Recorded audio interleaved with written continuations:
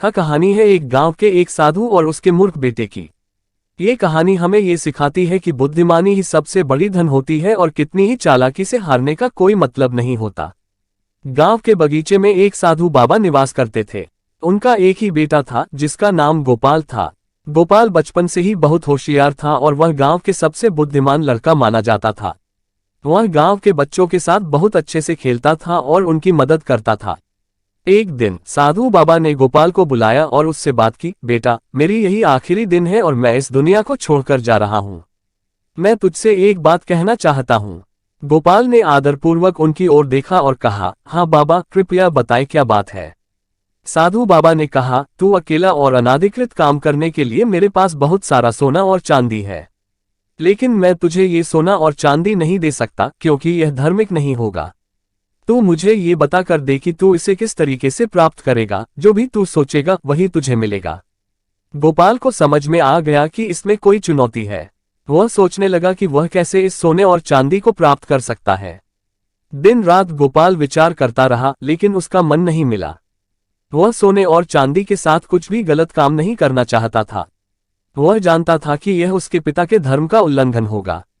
कुछ दिनों तक गोपाल बहुत परेशान था। फिर एक दिन उसका दोस्त मोहन उससे मिलकर बात करने आया। मोहन ने कहा, गोपाल, तू इस सोने और चांदी के साथ क्या करेगा? क्या तू मुझे एक हिस्सा देगा?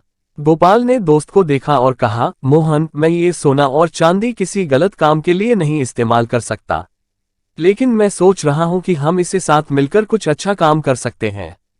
मोहन हंसते हुए कहा, गोपाल, तू सचमुच होशियार है, लेकिन हम कैसे कुछ अच्छा कर सकते हैं?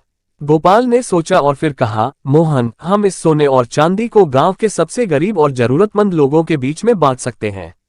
हम उनकी मदद कर सकते हैं और उनकी जिंदगी को बेहतर बना सकते हैं। मोहन चौंका और कहा, क्या तू पाप करके उन्हें मदद करने की बात कर रहा है? ये ठीक नहीं होगा। गोपाल ने हंसते हुए कहा, नहीं मोहन, हम पाप नहीं करेंगे। हम सोना और चांदी को सीधे दिल से देंगे, बिना किसी शरारत के।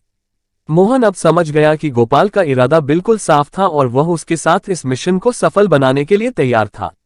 उन दोनों ने सोने और चांदी को गांव के सबसे गरीब और जरूरतमंद लोगों के पास बांट दिया। वे इस काम को रात के अंधेरे में चुपके से करते थे ताकि किसी को पता न चले।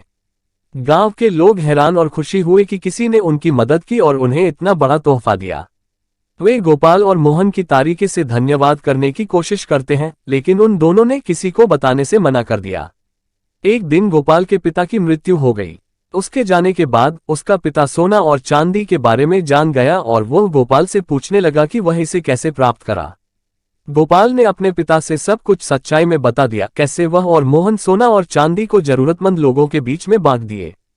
गोपाल के पिता ने उसकी सच्चाई को सुनकर बड़ी ही गर्मी से गले में दबी बोली, तूने जो किया है वह सचमुच बड़ा कार्य है। मुझे गर्व है कि तू मेरा बेटा है। गोपाल के पिता ने उसे गांव के सभी लोगों के सामने लाकर उसकी भलाइयों की कथा कही और सभी लोगों को ये सिखाया कि बुद्धिमानी ही असली धन होती है, और उन्हें गोपाल का जादू कैसे हुआ ये भी बताया। इसके बाद गोपाल के पिता ने गांव के सभी लोगों को सोना और चांदी की एक छोटी सी भंडी दी और उन्हें ये सिखाया कि वे भी दूसरों की मदद करें और बुद्धिमानी के साथ काम करें।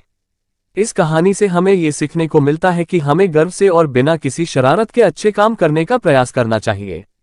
हमारे पास जो संसाधन हैं उन्हें हमें साझा करना चाहिए और दूसरों की मदद करना चाहिए। बुद्धिमानी ही हमारा असली धन होती है, जो हमें और हमारे समाज को और भी समृद्धि और सफलता दिलाती है। को लाइक करें और मेरे चैनल को लाल बटन दबाकर सब्सक्राइब करें। हमारा एक टेलीग्राम चैनल भी है, इसको आप ज्वाइन करें।